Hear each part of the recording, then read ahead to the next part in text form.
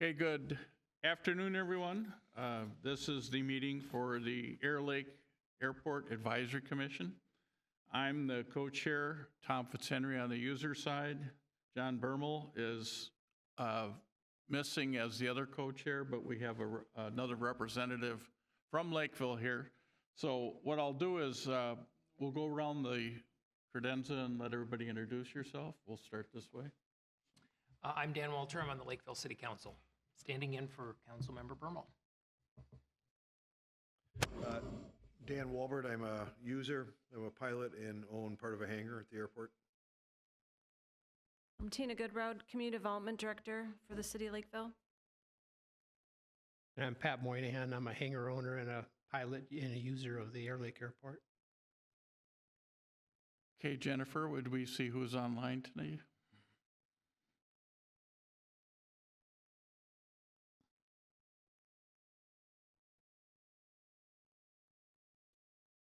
We have David Morissette. Would you like to introduce yourself, David?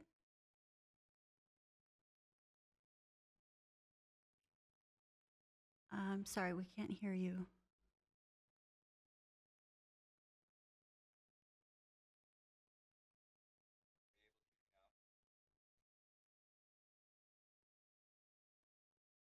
Okay. David, this is Kurt. I'm online and I can hear you, but I wonder if the room can't hear us. Okay, go ahead.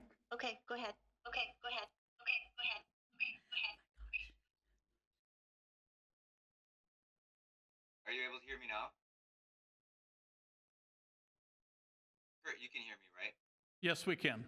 Yes, we can. Yes, we can.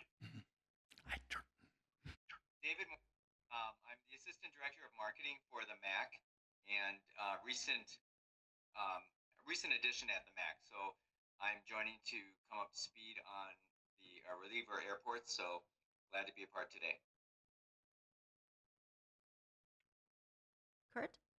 Kurt?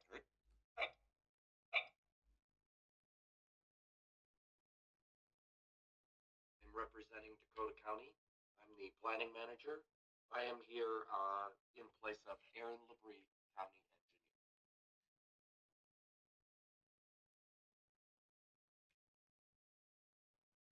And Adam.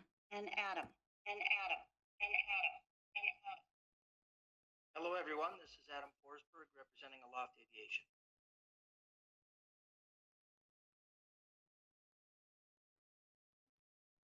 Donovan Palmquist.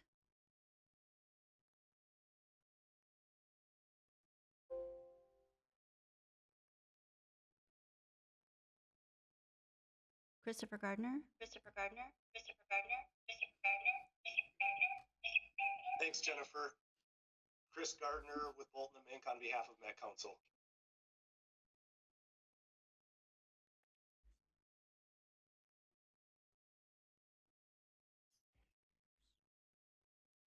So with that, Mr. Chair, we do have a quorum. Thank you, and thank those.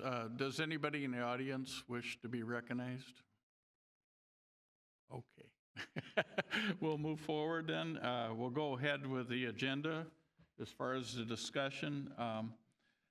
I'm making a suggestion that we postpone item 6, which is the Airport 101, value of the airport in the community. I think it's a great topic to share when we have more people from the community here to hear that. And so I'd like to just pull the rest of the credenza here. Anybody disagree with that? Or okay, it looks like we will do that then, so we will postpone item number 6. Approval of the minutes for June 13th, 2024. Does anybody want to make a motion to approve? So moved. Tina made a motion to approve. Are you seconding, Pat? Okay, all in favor say aye. Aye. Any opposed? Minutes are approved. Okay, this is time where we have time for public comment. I'll first poll the seats in the audience. Mr. Anybody Chair? in the audience wishing to have time? Mr. Chair, we do have another set of minutes to approve, September. Oh, okay. Oh, I forgot. Let's go. Let's go back. Sorry. I didn't catch that. Looked like one item. So again, we got another September 12th, 2024. Again, that's minutes from that. Need a motion to approve? Motion to approve. Dan made a motion to approve. Second? Pat? Okay, any discussion? All in favor, say aye. Aye. Aye. Any opposed? Motion passed. Thank you. Sorry about that. Now we'll go to public comments. Nobody in the audience has indicated that. How about online?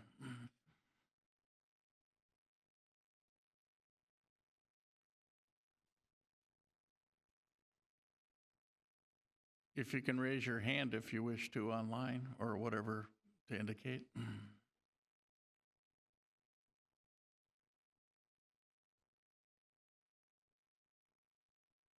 I'm not showing anybody indicate. Okay, we'll see and then we'll move forward. So we'll go ahead with the Michelle for the Elvian environmental assessment status. Michelle. Thank you. Thank you, Chair. Commissioners, my name is Michelle Ross. I am the Director of Stakeholder Engagement at the Metropolitan Airports Commission, and I'm going to give just a little update on the status of the runway construction project and the environmental assessment that's required for that project. So I just wanted to share that we are continuing to work on the FAA's requirements for the pipeline encumbrances on the airfield, which are required to complete the environmental assessment and ultimately then the runway project.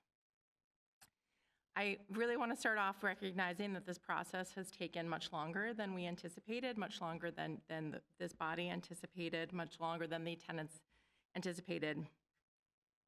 And so I really want to thank you for your patience as we continue to find a way forward. We understand that improving the runway is important and that it's really critical to all of us in supporting our tenants and the aircraft operations at Airlake Airport. Since the project began in 2022 to start the environmental review, the Metropolitan Airports Commission has regularly convened and negotiated with the FAA and the utility companies over the access and maintenance of those non-aeronautical utilities that intersect our runways and taxiways. The utility companies, as you are aware or may be aware, they have existing agreements that predate the MAX ownership of the airport, which occurred in 1981. And the FAA is requiring that those pre-existing agreements be updated to meet FAA's current standards. This has been a process, and we have been taking the necessary steps to move this process forward. And that's led us to where we are now, which is with MAX senior leadership taking a very active approach to find a new way forward with the pipeline companies and the FAA. That's an approach that would, hopefully work best for both of those entities. With the senior staff, we're having conversations with pipeline companies just this afternoon. So we're seeing those conversations happening and that active engagement with senior leadership. We do not have a time frame, unfortunately, for when the agreements with the pipeline companies will happen. We hope to have resolution as soon as possible so that the environmental assessment can resume and the project can continue forward. Once the process resumes, there are several steps that are necessary in order to prepare and begin the environmental assessment anew. So it has been several years since the initiation of the project. So there's additional coordination that will need to happen. There will be updates of documents that were completed in 2022 that will need to be updated with new information. So we are trying to factor in as much as possible in order to keep moving things forward. There are going to be potentially additional unforeseen things that will come up as we go. So we're going to try and just keep you as updated as possible as we continue to find this path forward. As I've shared in the past, once the environmental assessment does move forward, that's at least a 12-month process for preparing that documentation. Again, we know you've been waiting for this project for a very long time, and we're eager to get it started. We'll continue to share progress with you regularly and hope to have more updates soon. And just really thank you for your continued patience as we move this project forward. I'm happy to take any questions.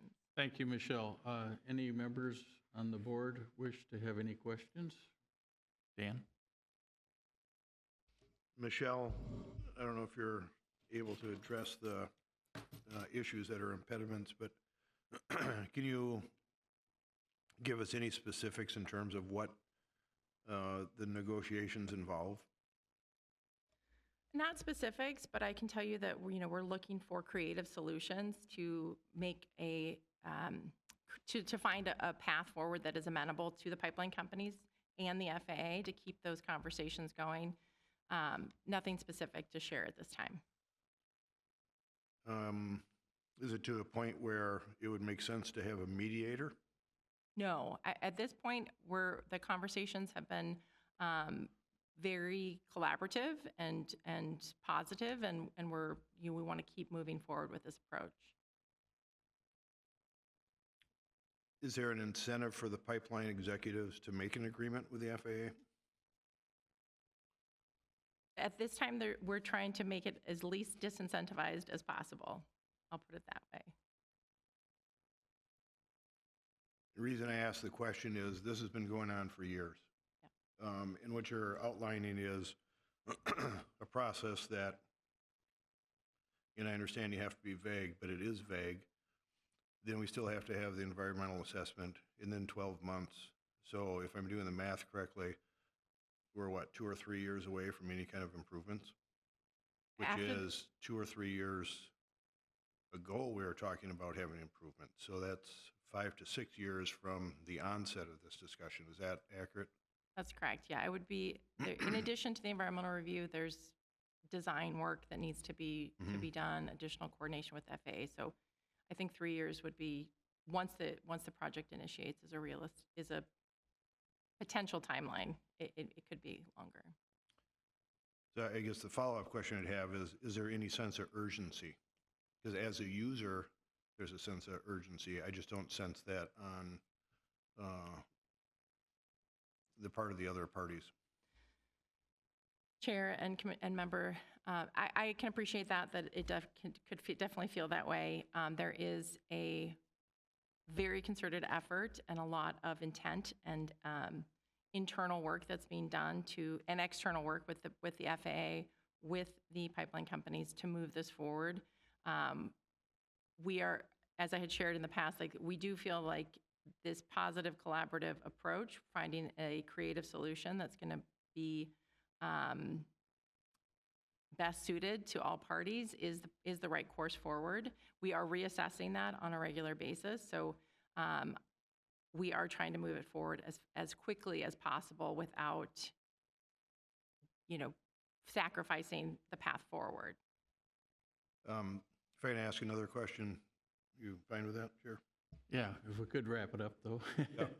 Well, I'm curious to know if part of the problem with this is who owns the land. So, Chair, so the MAC owns the airport. We purchased the airport using federal funds, which is why we are required to adhere to federal regulations.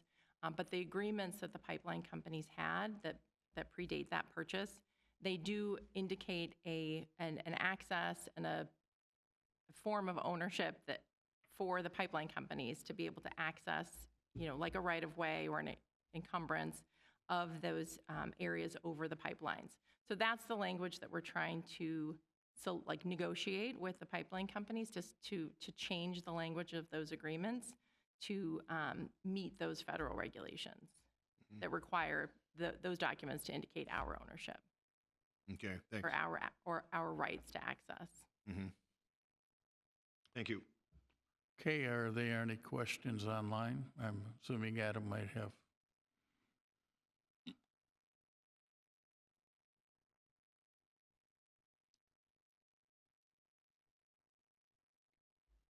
Donovan Palmquist, seems like he has a question.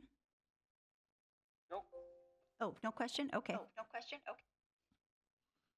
Okay, here, any other questions from the board? Okay. Then I think we'll go ahead and move forward. We are skipping item number 6 and delaying it to another meeting. The next one is airport manager's update, and Sam, you're on deck. Okay, hello everybody. Sam Seafeld, Airport Manager. Thanks for letting me say a few words here. I just want to say, as we're obviously moved into winter, we do have the assistance of a temporary 67-day temp employee who is the same temp from last year. If you guys, any of you users got to meet him, Mike McNally.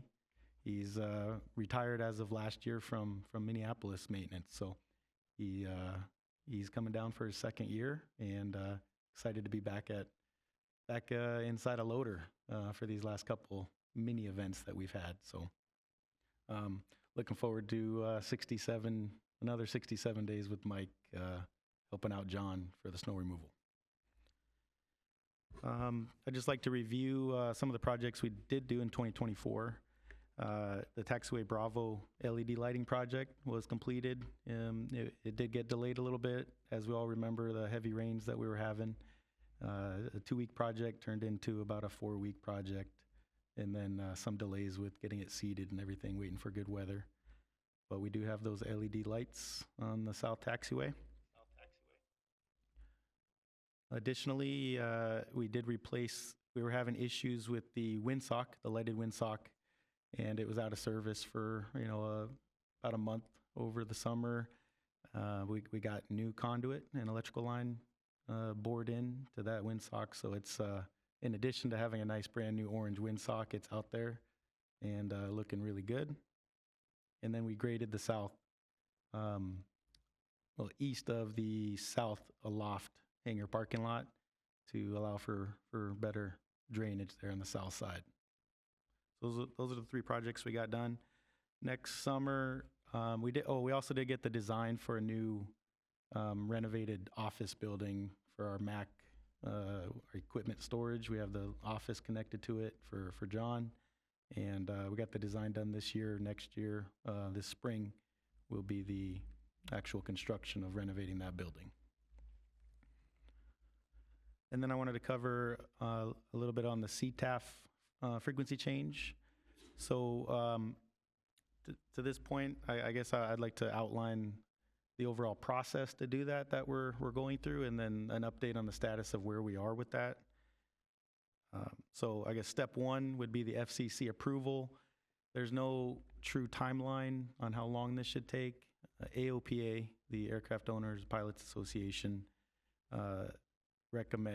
advises that it should only take about 30 to 60 days for the approval process there. And after the FCC approves it and we get our station license, then it's the FAA coordination, and that has to do with the chart changes, which occur every 56 days, and getting the new frequency up in the VFR, IFR sectionals, airport facility directories, those type of things. And then following that, once we settle on a date, it would be the communication part of the process, which I think should be the most important part of the process, so everybody knows that there's a frequency change. The main components there for me would be a NOTAM that's just broadly issued for a long amount of time as the frequency, because there are pilots out there who just have things memorized and have it set in their radio all the time. Even transient pilots may have our frequency memorized, and we want to make sure that those NOTAMs are issued. In addition, broadcasting over the weather frequency, over the AWOS as a comment, in addition to a couple of the other comments that are, currently on play there. And then we have some other just standard ideas like putting up signs at the airport entrances, newsletter, putting in a little bit in the newsletters, door magnets, door hangers, little hangers on the doorknobs of every hangar, that type of thing, short of driving around telling everybody that's out at their hangar. But the communication part will be necessary part of the process. Currently, after we talked about it over the summer here in this group, I did a survey of all of the uncontrolled airport frequencies within a 75-mile radius. That's how we came to settle on 122.975 as a good frequency, which there's only one other airport within that 75-mile range that is New Richmond up in the northeast side. And then we initially figuring out who was going to do the legwork on this. As an organization, we settled in Mac IT with an individual there that has dealt with FCC station licensing in his capacity in other situations at Mac. And he put that initial application in September.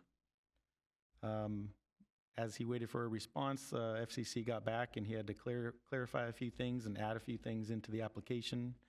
And then it was accepted again on November 6th. And that's where we stand right now, is that it has not been finalized and approved yet by the FCC. So currently in the queue. His update as of yesterday, he put a ticket in to get an update of where the status is, and the update is that it's in the queue, and they didn't indicate any further timeline of how long it would take. So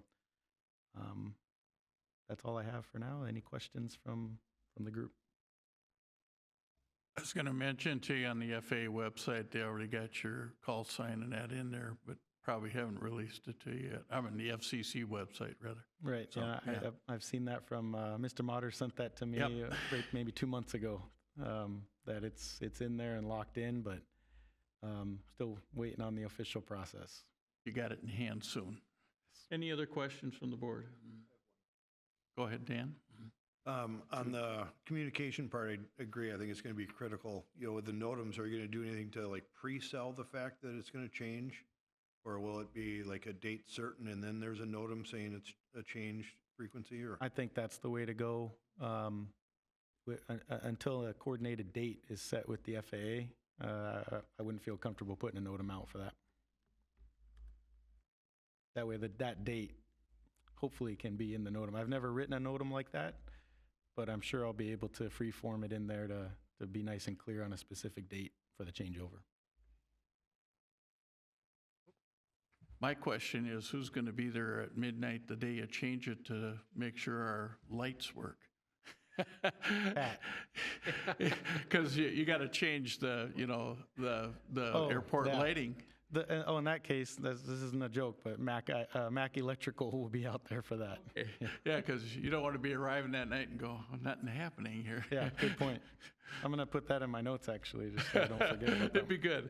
Anybody online got questions? Go ahead, Jennifer. Mm-hmm. We have a question from Christopher Gardner. Have the equipment requirements for the frequency change and PCL been coordinated? For the pilot-controlled lighting, I don't know of any communication at this point right now, but as far as the pilot-controlled lighting is concerned, that would be a Mac Electrical question. I don't touch the electrical vault in my current capacity at Mac. But I will, now that we're talking about it, just do a little pre-coordination with Patrick, who's our Mac Electrical for the Reliever Airport system. Thank you. Any other questions? Anybody in the audience? Okay, seeing none, are we good to move forward? Okay. So the next item, we'll be talking about aircraft noise complaints and operations summary for Q3 2024. Jennifer Lewis, you're on deck. As a reminder, the MAC does collect flight tracking data, and we publish all of our data through this tool, macnoms.com. It's the source of data that we use for our quarterly reports when we are reporting the numbers of operations at the airport, but we also use that flight tracking data to correlate with aircraft noise complaints. So first we'll cover the operations levels, and I'll just cover the numbers here. We had 15,107 operations in Q3 this year, and 426 of those operations occurred during nighttime hours. Nighttime is from 10 p.m. until 6:59 a.m. Last year, we did have 12,423 operations. So this year, we're seeing about a 3,000, shortly less than 3,000 number of operations greater. And even the nighttime numbers are greater, just about 120 or so, 150 of those nighttime operations are, I'm sorry, there's 150 more operations this year during nighttime hours than last year during nighttime hours. And I will point out that if you look at the column chart, the green columns do represent the current year. The brown columns represent last year, and the blue columns represent 2022. So if you take a look month over month for 2024, you can see that we have had an increase at Airlake Airport each month this year, except for in June. June is fairly flat, but there actually was a slight decrease. And do you want to add anything to that, Sam? Oh, yeah, this pie chart isn't on the slideshow, I don't believe, but I'd just like to point out that Airlake represented 13.1% of all of the aircraft operations for the 6 reliever airports, which is third on the list behind Flying Cloud and Anoka. So. The pie chart that he's referring to is in your packet, where you have the full quarterly report for aircraft operations and noise complaints for all the MAC reliever airports. So the pie chart shows on the front page of that quarterly report, and it does a comparison of the numbers of operations at the MAC airports, and the other chart shows the number or the percentages of the complaints at the MAC reliever airports, just so you have a comparison across our MAC system.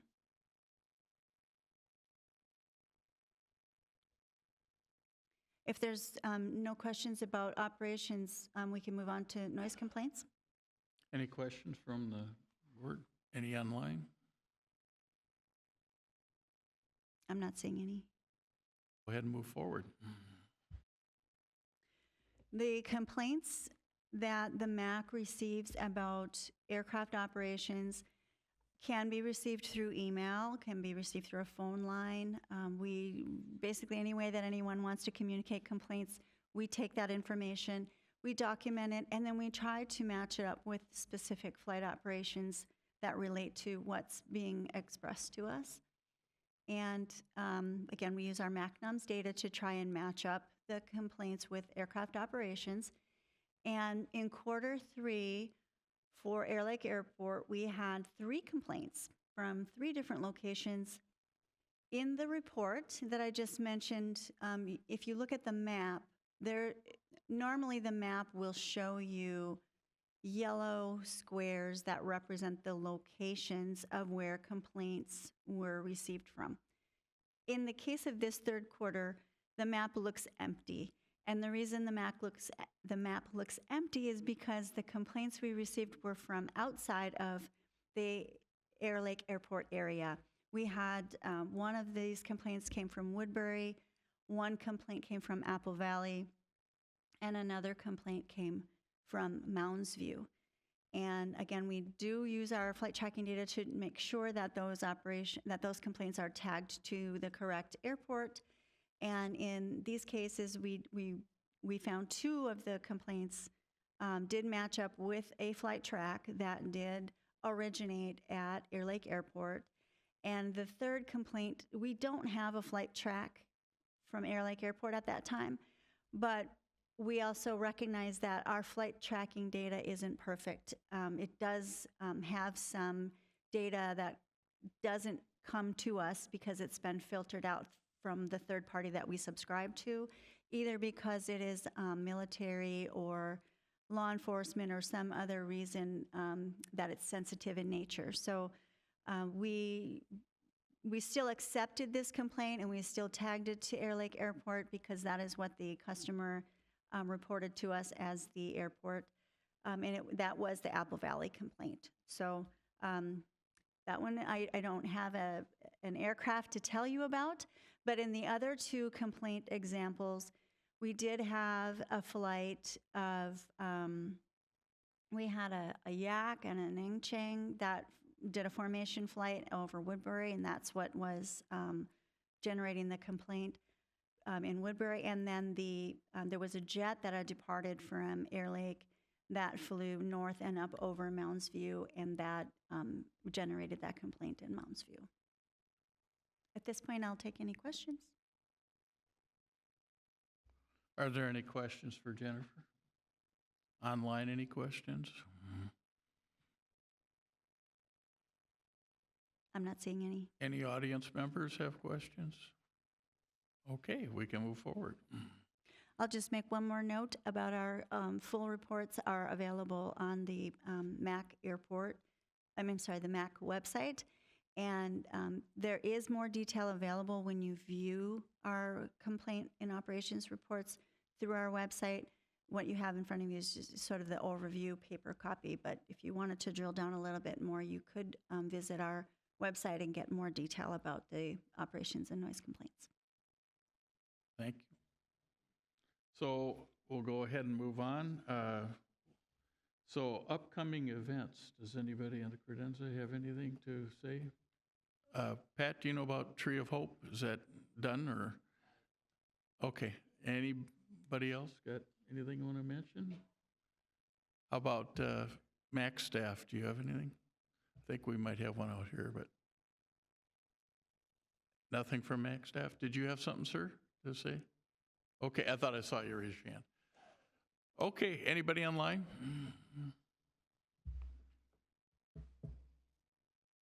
I'm not seeing anyone. Good. Okay, well, there's a lot of events that are happening, but probably not at the airport. Okay, any member comments? I'll go around the table, starting with Tina. Anything? Ann? This Dan? I have nothing to add. Pat? Okay, we have nothing from the members unless online. You want to check with them, please?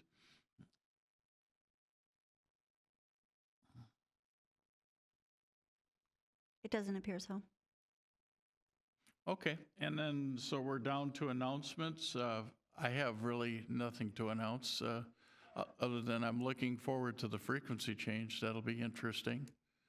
And I think Lake Elmo can thank our notorious Nick Motters. They're getting one too, so it's good to hear MAC will now be on isolated frequencies, and we won't have to listen to 5 different airports to figure out who's going in. So then we'll go ahead, if nobody else has any announcements, let's look at our schedule. And I'm trying to remember, were we through this?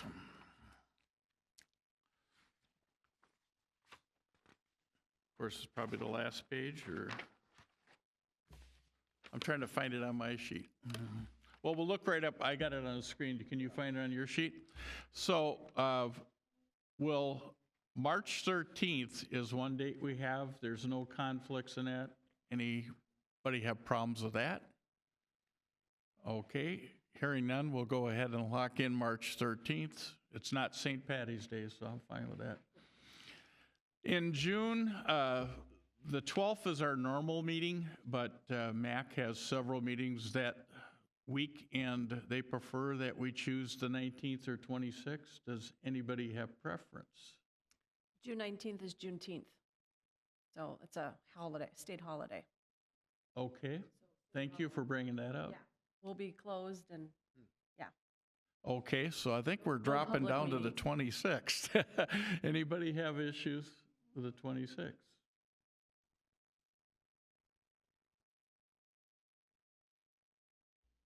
Because of the Juneteenth holiday, we have to move our planning commission meeting that takes place in this room at 6 o'clock.